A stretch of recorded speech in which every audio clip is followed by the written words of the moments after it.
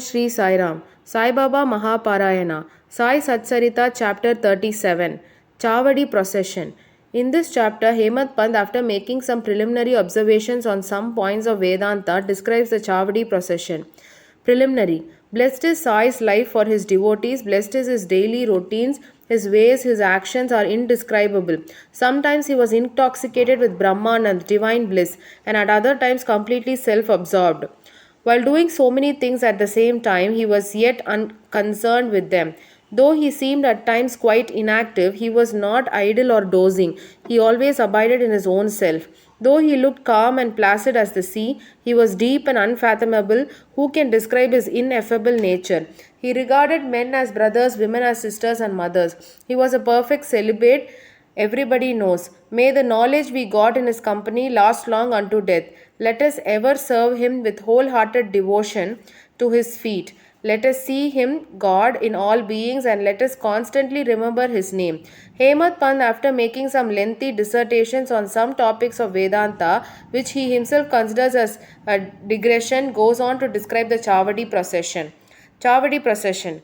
Baba's dormitory has already been described. One day he slept in the masjid, on the next in the Chavadi near the masjid. He slept in the masjid and in the Chavadi on the alternate days. This alternate sleeping at both the places went on till Baba's Mahasamadhi. From 10th December 1909, devotees began to offer regular worship to Baba in the Chavadi. This we will now describe with his grace. When the day of retiring to the Chavadi came, people flocked to the masjid and did bhajan in the mandap courtyard for few hours. Behind them was a beautiful palanquin, to the right a Tulasi Vridan, and in front Baba adorned his seat and there were devotees singing the bhajan. Men and women who had a liking for the bhajan came in time. Some took tal, chiplis and kartal, mirdang, ganjira and gaul in their hands and conducted the bhajan. Sai Baba was the magnet who drew all the devotees to him. Outside in the open, some trimmed their divyatyas, torches, and some decorated the palanquin. Some stood with the cane sticks in their hands and hailed victory to Baba. The corners were decorated with buntings.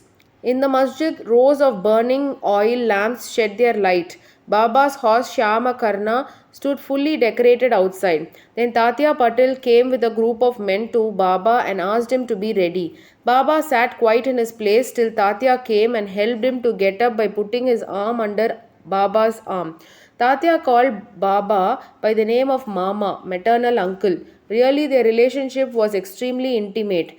Baba wore on his body the usual kafni, took his satka under his armpit, and after taking his chilim and tobacco, placing a cloth over his shoulder, became ready to start. Then Tatya placed a golden embroidered beautiful shela shawl over his body. After this, Baba himself put a few fuel sticks into the duni to keep it alive, and with his right hand extinguished the lamp burning near the duni and then started for the Chavadi.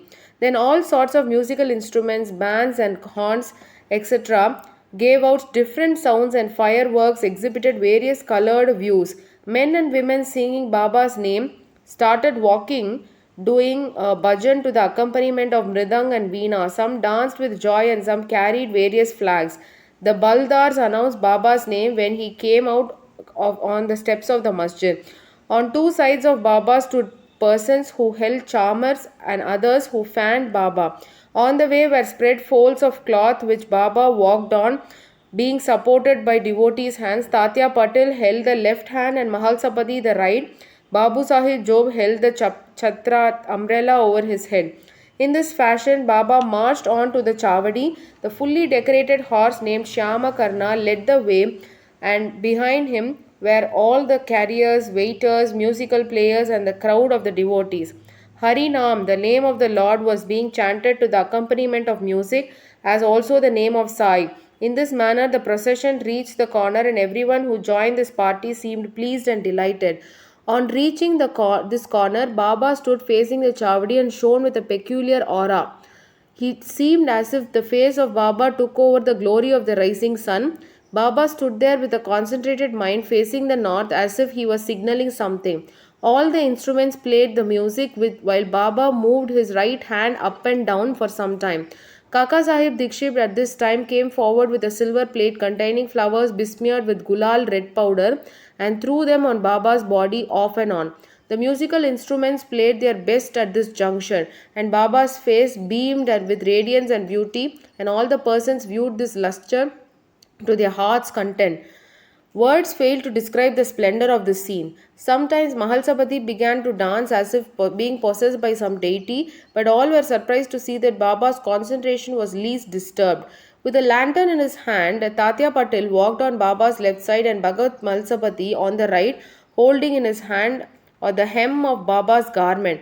What a beautiful procession and what an expression of devotion. To witness this, men and women, poor and rich, flocked there. Baba walked at very slow pace. Bhaktas followed on both sides with love and devotion. With joy permeating the whole atmosphere of the place, the procession reached the Chavadi. Those days are gone now. Nobody can see them in future, but by remembering and visualizing that sight, we can bring solace and ecstasy to our minds. The Chavadi was also fully decorated with a good white ceiling, mirrors, and many sorts of lamps. On reaching there, Tatya went ahead and spread an asan, cushion seat, and placing a bolster made Baba sit there and made him wear the angarka coat.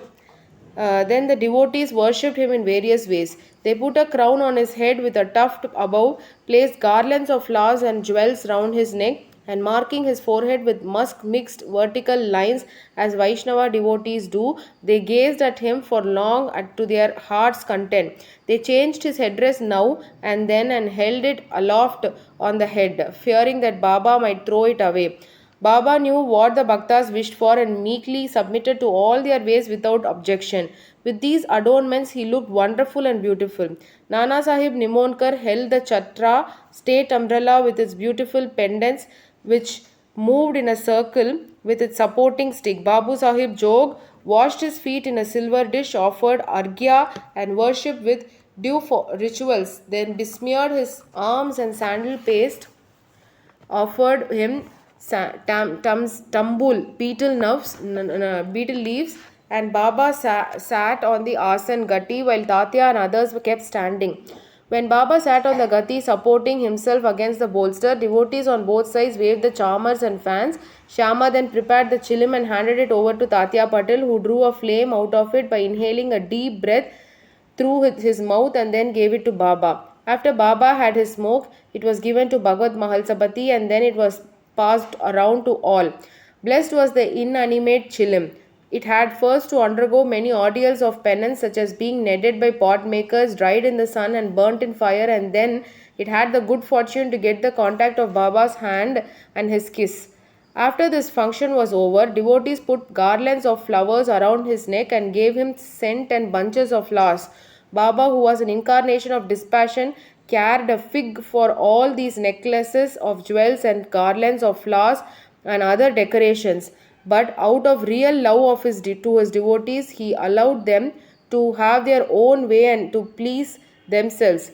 Finally, Babu Sahib Jog waved the aarti over Baba, observing all formalities, and the musical instruments played their auspicious tunes. When the aarti was over, the devotees returned home one by one, saluting Baba and taking his leave. When Tatya Patil, after offering the chilim, attar, scent, and rose water, stood to depart, Baba said to him lovingly, "Guard me properly, go if you like, but return sometimes at night and enquire for me." On replying in the affirmative, Tatya Patil left the Chavadi and went home. Then Baba himself prepared his bed. He arranged some sheets one upon the other and thus making his bed went to rest.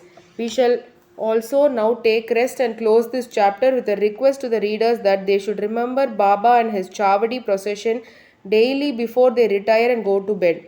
Bo to Sri Sai, peace be to all. Om Sri Sai Ram.